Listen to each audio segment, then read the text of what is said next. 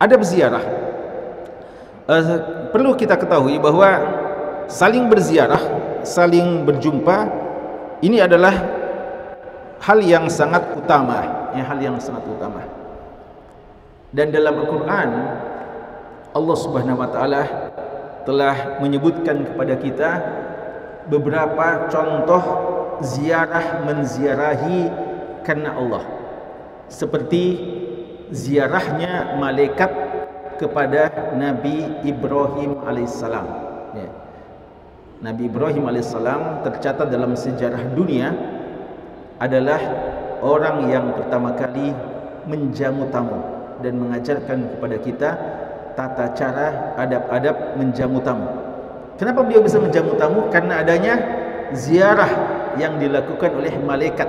Padahal malaikat itu sebenarnya selain memang ada sedikit kepentingannya dengan Nabi Ibrahim, tapi kepentingan utamanya mau ke mana?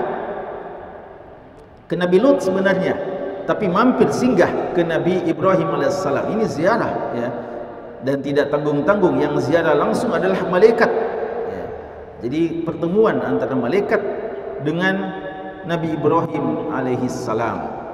Ada juga ziarah Nabi Musa ketemu dengan Nabi Khidir. Walaupun juga selain karena ziarah ada maksud untuk menuntut ilmu di situ. Ada juga ziarahnya Nabi Zakaria ke keluarga Imran, sehingga sempat komunikasi dan tanya tentang kepada Maryam, dari mana makanan yang dia dapatkan selalu di tempat-tempat ibadahnya. Dan Nabi kita sendiri SAW selalu menunggu-nunggu ziarahnya Jibril kepada beliau, dan Jibril minimal sekali dalam setahun ketemu dengan Nabi kita SAW, utamanya di bulan suci Ramadan. Ini ziarah-ziarah yang mulia, yang bernilai pahala. Dan ziarah yang bernilai pahala ada dua. Pertemuan, berkunjung, mendatangi saudara kita yang berpahala ada dua. Pertama, ziarah kepada keluarga yang disebut dengan silaturahmi atau silaturahim. Ini berpahala, dalam hadis Bukhari dan Muslim juga sebenarnya, man ahabba an yubsata lahu fi rizqihi wa an yunsa lahu fi rahimi fi rizqi an yunsa lahu fi atharihi wa yubsata lahu fi rizqihi falyasil rahimahu. Siapa yang mau dipanjangkan rezeki, dipanjangkan umurnya dan diluaskan, lapangkan rezekinya, maka bersilaturahim.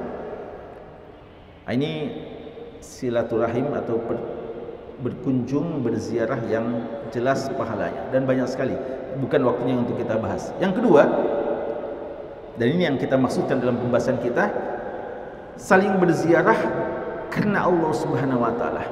Berziarah menziarahi mungkin ada hubungannya, ada hubungan kekeluargaannya, dan juga mungkin tidak, tapi dasarnya adalah karena panggilan agama atau karena mau mengamalkan sunnah-sunnah Rasulullah, dan ditautkan hatinya karena saling cinta mencintai karena Allah. Inilah ziarah yang sangat besar pahalanya. Imam Ahmad meriwayatkan sebuah hadis dari seorang tabi'in, Abu Idris Al-Khawlani rahimahullah. Abu Idris Al-Khawlani, salah seorang tabi'in yang mulia, pernah mendatangi kota Damaskus, memasuki masjid di Damaskus. Beliau ketika masuk di masjid melihat ada beberapa majlis, dan di antara majlis ada orang-orang yang berdiskusi, ada juga beberapa orang tua berdiskusi, dan ada anak muda yang agak terpisah dari majlis berzikir dan dengan penuh ketenangannya. Seorang pemuda yang gagah, yang tampan, yang sangat tenang. Abu Idris Al-Khawlani melihat hal yang menarik adalah mereka yang sedang berdiskusi, termasuk orang-orang tua itu, kalau tidak selesai diskusinya, ada masalah yang tidak bisa mereka terjihkan, maka mereka semuanya pergi ke anak muda ini dan bertanya, bagaimana sebenarnya masalah itu. Lalu Abu Idris bertanya, siapa sebenarnya anak muda itu? Dikatakan dia adalah Mu'ad bin Jabal radhiyallahu anhu, sahabat Nabi sallallahu alaihi wasallam. Beliau waktu itu mau ketemu langsung, tapi karena sudah ramai, maka beliau bilang, insyaallah besok saya datang lebih cepat dan mudah bisa ketemu langsung dengan Mu'ad bin Jabal. Maka keesokan harinya Abu Idris Al-Khawlani cepat-cepat pergi ke masjid, dan ternyata beliau sudah didahului oleh Mu'ad bin Jabal. Dan Mu'ad bin Jabal sementara solat waktu itu, beliau tunggu sampai selesai solat, alhamdulillah masih sepi waktu itu, langsung beliau jabat tangan dan mengatakan, inni la uhibbuk. Abu Idris Al-Khawlani mengatakan, saya cinta kepadamu karena Allah Subhanahu wa taala. Kata Mu'ad, Allah, betul karena Allah? Dia bilang, iya. Allah diulangi sampai 3 kali, betul karena Allah? Bilang, iya. Lalu kata Mu'ad bin Jabal, absyir, bergembiralah, karena saya telah mendengarkan hadis Nabi SAW dari Allah Subhanahu wa taala, hadis qudsi yang mengatakan, wajabat mahabbati, pasti aku akan cinta kepadanya, kata Allah. Siapa itu? Lil mutahabbina fiyya, bagi orang yang saling cinta mencintai karena aku. Walil mutazawirina fiyya, dan orang yang saling menziarahi, saling berkunjung karena aku. Ini hadis kita ya, pembahasan kita. Walil mutajalisina fiyya, dan saling bermajlis karena Allah Subhanahu wa taala. Jadi ziarahnya bukan persoalan-persoalan apa, tapi karena Allah Subhanahu wa taala. Majlis-majlisnya, kumpulan-kumpulannya bukan kumpulan-kumpulan apa-apa, tapi karena Allah Subhanahu wa taala. Walil mutabadzilina fiyya, dan orang yang saling berkorban untuk saudaranya. 4 amalan ini, kata Allah Subhanahu wa taala, siapa yang melakukannya ini, maka pasti aku akan mencintainya. Kabar gembira ini disampaikan oleh Nabi kepada Mu'ad bin Jabal, dan Mu'ad bin Jabal menyampaikan kepada Abu Idris Al-Khawlani kabar gembira ini yang sangat luar biasa. Kemuliaan saling ziarah menziarahi karena Allah Subhanahu wa taala. Makanya para sahabat ya selalu berusaha untuk berkunjung menemui Nabi kita sallallahu alaihi wasallam selama memungkinkan, selama tidak mengganggu beliau. Dan pada saat beliau sudah wafat, Abu Bakar radhiyallahu anhu mengajak Umar radhiyallahu anhu, mengatakan, kita sudah kehilangan Rasulullah sallallahu alaihi wasallam, kita rindu dengan beliau. Apa jalan keluarnya? Apa solusinya nih? Mari kita mengunjungi Ummu Aiman. Ummu Aiman ini adalah ibu asuh Nabi kita sallallahu alaihi wasallam. Karena Rasulullah juga biasa mengunjungi beliau. Ya, Rasulullah tidak pernah melupakan jasa Ummu Aiman ya dalam hadonahnya, maka Rasulullah juga selalu mengunjungi dulu Ummu Aiman. Karena itu beliau bilang, kita sekarang sudah tidak ada Rasulullah, sekarang kita kunjungi juga orang yang biasa dikunjungi oleh Rasulullah. Maka Abu Bakar dan Umar pergi ke Ummu Aiman dan menceritakan lagi bagaimana rindunya dengan Rasulullah. Lalu Ummu Aiman menceritakan beberapa kisah tentang Rasulullah. Akhirnya semuanya menangis ya, teringat dengan Nabi sallallahu alaihi wasallam. Kata ulama kita, ini contoh ziarah menziarahi karena Allah Subhanahu wa taala. Dan dalam hadis Muslim, Nabi kita sallallahu alaihi wasallam bersabda, anna rajula zara akhan lahu fil qaryah. Ada seorang laki-laki pergi mendatangi seorang saudaranya di satu kampung yang berbeda. Fa arsalallahu ta'ala ala madrajatihi malaka, maka Allah mengutus malaikat mendampingi orang tersebut. Maka ketika sudah hampir sampai di tempatnya, malaikat bertanya dalam wujud sebagai seorang manusia, aina turid, kamu mau kemana? Maka dia bilang, uridu akhan li fi hadhil qaryah, saya mau ketemu dengan saudara saya di kampung ini. ya sudah sampai di kampungnya, ya dia dari kampung sebelah.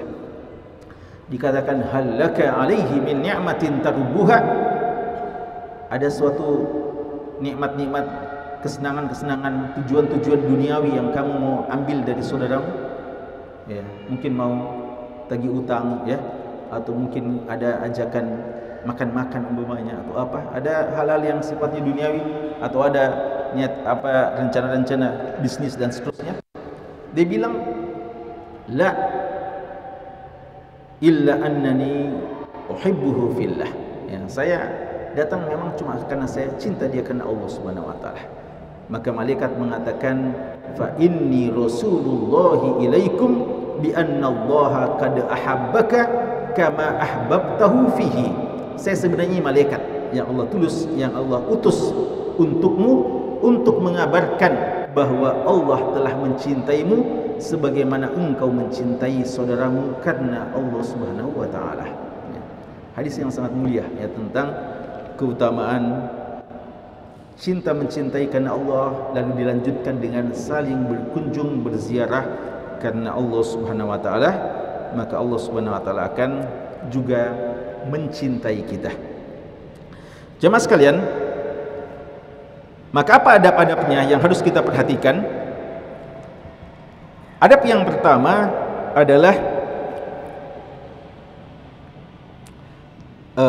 ada satu lagi hadis yang disebutkan sini, ya, tentang keutamaannya, yaitu ya dari Nabi sallallahu alaihi wasallam, hadis yang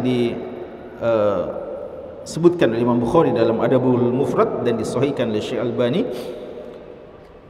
bahwa Nabi sallallahu alaihi wasallam bersabda, idza 'ada ar-rajulu akhahu, jika seseorang menziarahi saudaranya, au ada, yang ada itu bisa bermakna ziarah, tapi juga bisa bermakna khusus, yaitu menjenguk ketika dia sakit, membesuk, ya, menjenguk saudara kita yang sakit. Jika salah seorang di antara kita menjenguk saudaranya yang sedang sakit, dan nanti akan ada bab khusus tentang itu, au zarahu, atau dia menziarahinya, mengunjunginya, qala Allah taala lahu, maka Allah akan berkata kepadanya, tibta, kamu telah berbuat kebaikan. Tibta, tayyib, ya, ini maksudnya anda telah berlaku baik. Wa taba mamsyak, dan perjalanan yang kamu tempuh ini adalah perjalanan yang tayyib, perjalanan yang sangat baik.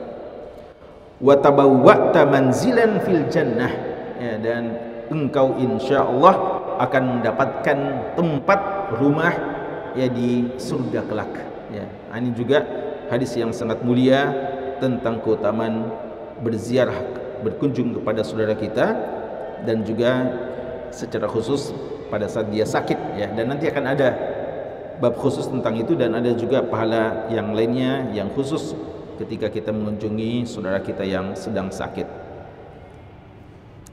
Adapun adab-adabnya, dan ini pembahasan kita, yang pertama adalah usahakan niatan pertama kita karena Allah, agar kita bisa dapat pahala yang sempurna, pahala yang banyak. Adapun kalau ada hal-hal yang lain yang akan kita dapatkan, itu hanyalah busyra ajil lil mu'min, itu cuma hal yang kabar gembira yang dipercepat. Tapi usahakan jangan itu sebagai penyebab utama, ya. Biasa kan ada orang bilang, datang ke rumah. Nah, iya, insyaallah, ya, iya nantilah.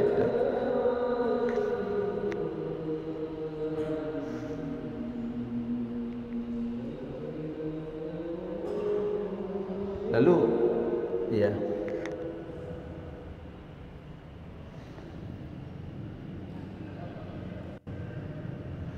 lalu dia masih berpikir-pikir, langsung ada bakar-bakar jagung, ya, atau ada apalah, ya, ada buat bakso umpamanya, ya. Oh iya, gitu, ya, saya datang kok, gitu. Nah, ini berarti bukan karena Allah Subhanahu wa taala, karena itu kayaknya tujuan utamanya, ya. Jadi sebaiknya tidak usah disebut-sebut dulu, ya, supaya dia ikhlas, ya. Tapi kita, karena kita ajak, ya wajar kalau kita sediakan yang bisa kita sediakan untuk saudara kita. Pun jika tidak ada masalah, kan memang kita hanya mau ketemu dengan tamu. Dan ini di antara kenikmatan dunia, ya. Makanya kata tabi'in Muhammad bin Munkadir, ma baqiya min ladzatid dunya ila salas, tidak lagi tersisa dari kenikmatan dunia kecuali 3: qiyamul lail, salat lail, na Allah Subhanahu wa taala. Jadi niatkan, pertama niat karena Allah Subhanahu wa taala. Kemudian yang kedua adalah tetap kita memperhatikan waktu-waktu ziarah, ya, waktu-waktu yang cocok untuk berziarah. Di sini dikatakan jangan di 3 waktu yang Allah sebutkan dalam Al-Quran yang harus kita minta izin, ya. Tampaknya yang dimaksudkan di sini adalah apa yang Allah sebutkan dalam surat An-Nur di ayat ke-58, ya, tentang harusnya minta izin pada 3 waktu, ya, min qabli salatil fajr, sebelum salat subuh, ya. Jadi jangan ziarah sebelum salat subuh, ya. Mungkin dan sudah tidak banyak orang yang salat subuh, ya, karena dia masih dalam kemungkinan masih dalam istirahat atau masih dalam ibadah kepada Allah. Wa hina tad'una thiyabahu min adh-dhahirah, ya. Wa hina tad'una thiyabakum min adh-dhahirah, dan juga tidak dianjurkan pada waktu siang-siang, ya, siang-siang pada saat mereka sedang istirahat dan mungkin sudah menanggalkan pakaiannya untuk beristirahat pada waktu siang. Ini asalnya, ya, kalau ada yang darurat tidak mengapa, ya, sebagaimana juga Abu Bakar ketika didatangi oleh Rasulullah pada saat Rasulullah sudah mau berhijrah, Abu Bakar bilang, ini kayaknya tidak seperti biasanya, ini waktunya Rasulullah tidak seperti gini datangnya, tapi pasti ada misi khusus setelah sholat isya, ya, karena mungkin juga dia sudah mau istirahat. Tentu saja kecuali sudah ada kesepakatan sebelumnya. Kemudian di antara adab yang lain adalah an yajlisa haitsu ajlasahu sahibul bait. Hendaknya dia duduk di tempat yang dipersilahkan oleh tuan rumah, ya. Jadi tuan rumah itu sudah tahu kira-kira ini tamu bagusnya duduk di mana, ya. Karena ada juga biasanya di sini kita bilang, enggak usah, di sini saja, ya.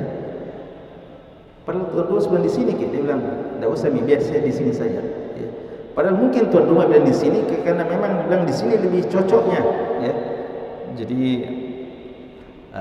dan mungkin, ya, biasanya jika mungkin ada pintu atau ada gorden atau apa yang biasa, agar nanti jangan kita sampai kita mungkin ketika tuan rumah masuk untuk ngambil sesuatu lalu tersingkap apa yang ada di dalam. Nah, ini diantara adab kenapa biasa tuan rumah atur kita bagusnya bagian situ supaya nanti tidak terlihat di dalam, ya. Karena diantara tujuan utama istidzan, minta izin itu adalah li ajlil basar, ya, disebabkan persoalan pandangan, min ajlin nazar, ya, karena persoalan pandangan, sehingga yang dan wa idza lam ya'murhu bil julus fi makanin minhu, dan jika tuan rumahnya tidak tentukan di mana kita duduk, ya, kalau tuan rumahnya sudah tentukan di sini kita duduk, situ kita duduk. Tapi kalau tidak, kata Syekh di sini, yan bagi an yanzur ila urfi sahibil manzil wa adatihi fala yajuz an yata'addahu. Maka sebenarnya dia duduk di tempat yang biasanya kebiasaan orang di situ, di mana biasanya tamu duduk, ya, di mana biasanya tamu duduk. Jadi ini perlu tetap diperhatikan, ya. Termasuk juga, ya, kalau kita berziarah, kalau kita mengetuk pintu dan kita baru minta izin, itu kita tidak langsung menghadap ke pintunya, ya. Tapi nanti akan ada bab khusus tentang bab-bab salam dan bertamu.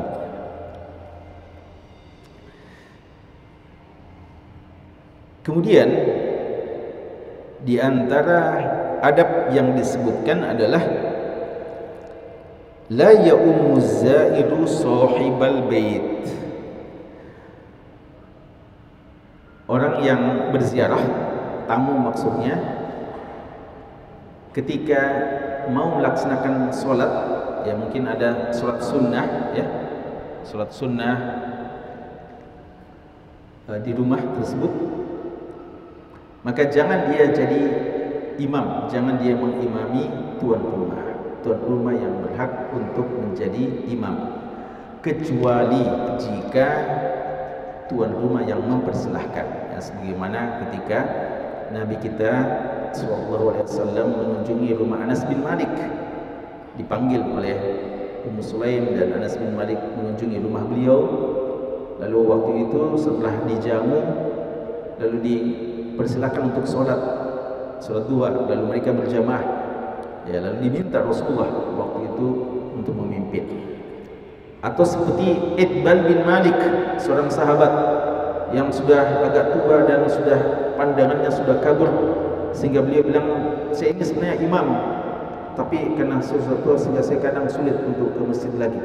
Bagaimana kalau kamu datang ke tempat saya supaya rumahku juga bisa mendapatkan keberkahan, ya, dengan doa dan sholat. Rasulullah datang, ya, dan Rasulullah waktu dipersilahkan sholat berjamaah di rumahnya, sholat sunnah, Rasulullah juga dipersilakan untuk jadi imam. Tapi kalau tidak, ya, tidak dipersilakan, maka hukum asal seseorang yang jadi tuan rumah berhak untuk memimpin. Sama dengan ini adalah ketika kita mengunjungi masjid saudara kita, ya, masjid saudara kita. Maka ketika kita mengunjungi masjid saudara kita, biar kita juga imam, tapi kita tidak boleh langsung naik dan ke depan jadi imam, padahal ada imam rawatib di situ, ya. Padahal imam rawatib. Jadi makanya sunnahnya memang itu bagusnya setiap masjid memang ada imam tetapnya, imam rawatibnya. Dan di situ aturannya tidak boleh orang pendatang langsung masuk ke depan, ya. Walaupun dia mungkin imam yang terpandang, ya. Seandainya Syekh Sudais, kenal ya? Abdurrahman Sudais, imam Mekah, ya, bahkan pimpinan semua imam di Haramain, di Masjid Nabawi dan Masjid Mekah. Datang ke Masjid Agung Syekh Yusuf Goa ini, beliau tidak bisa langsung naik, kecuali dipersilahkan, ya, karena sudah ada imam kita di sini, ya. Jadi harus tetap imam rawatibnya, kecuali kalau imam rawatib bilang tafadhal Syekh, ya, kita mau dengar, ya, kita mau sholat di belakang, bisa, ya. Tapi kalau tidak, ya, maka tuan rumah, pemilik, ya, atau yang merupakan imam rawatib di masjid tersebut yang paling berhak. Dan juga dikatakan sini adalah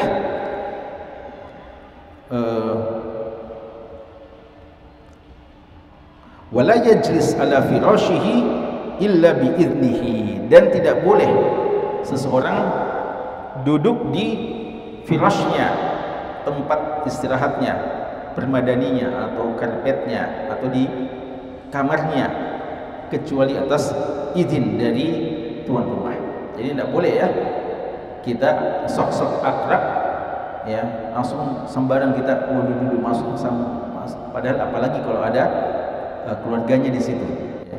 Dan ini berdasarkan hadis Nabi SAW, wala ya'ummanna ar-rajula fi sultanihi, seseorang tidak boleh mengimami orang lain di daerah kekuasaannya, ya, di daerah kekuasaannya. Apa daerah kekuasaannya? Di rumahnya dan di masjidnya, ya, di masjidnya. Jadi tidak boleh kecuali dengan izinnya. Wala yaq'ud fi baiti ala takrimatihi, dan tidak boleh dia duduk di tempat yang merupakan tempat kehormatan dari tuan rumah, ya, seperti di kamar khususnya atau di tempat tidurnya, atau mungkin ada kursi-kursi khusus yang memang tempat khusus bagi sang tuan rumah. Tidak boleh kita, ya, langsung datang duduk di situ, ya. Kita harus menghormati, ya, pemilik pemilik rumah dan kita sebagai pengunjung, sebagai tamu harus tahu adab-adabnya. Ya. Kemudian hal yang disebutkan terakhir di sini disebutkan adalah al-iqlal minaz ziyarah. Dikatakan di sini kalau bisa iqlal. Iqlal artinya tidak terlalu sering berziarah. Tidak terlalu sering berziarah. Ya. Kenapa? Dalam hadis dikatakan zur ghibban tazdad hubba. Zur ghibban, ziarahilah saudaramu ghibban. Tidak terlalu dirindukan lagi kedatangannya. Tapi orang mungkin sangka kedatangannya selalu ditunggu-tunggu, ya. Padahal mungkin bagi sebagian kedatangannya agak mengganggu, ya. Apalagi atau cukup mengganggu, ya. Atau mungkin sangat mengganggu. Ya, ini biasa, makanya kita harus tahu-tahu, ya.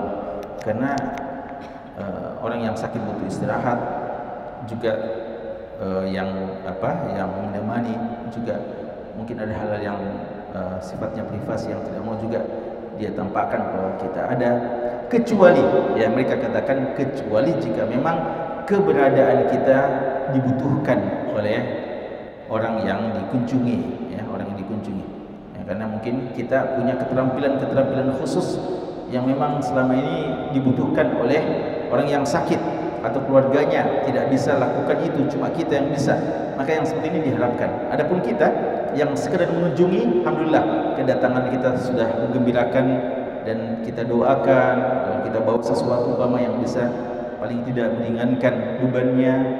Nah, itu disukai tapi tidak berlebihan, ya. Maka ini diantara pesan Nabi kita sallallahu alaihi wasallam bahwa kita harus meminimalisir, ya, artinya bukan minimalisir, artinya sekali-sekali, ya, tidak terlalu sering.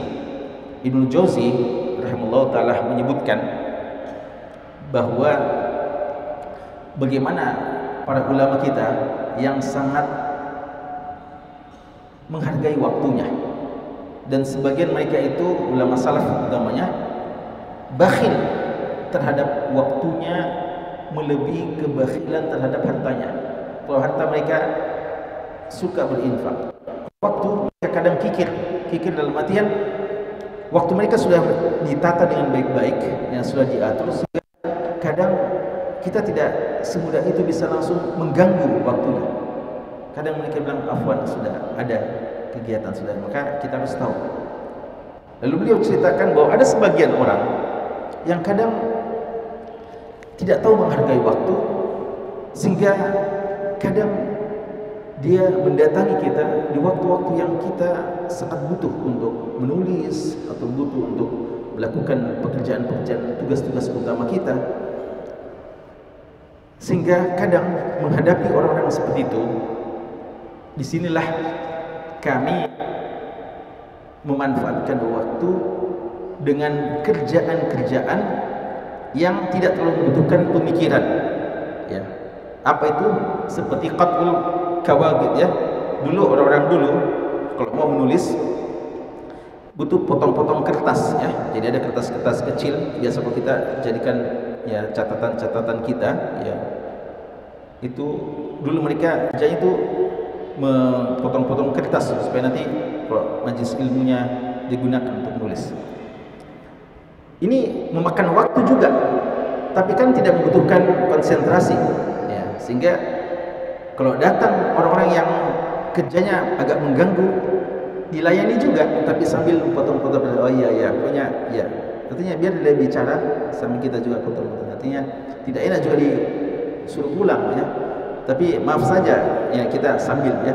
Jadi kita biasa, ya maaf nih, saya sambilin, ya tidak apa-apa, ya. Atau beliau bilang, disitulah kadang kita potong-potong kuku, ya. Potong kuku ini sunnah juga, dan kadang memerlukan waktu juga, tapi kan tidak terlalu butuh konsentrasi, jadi kita kadang melayani, ya.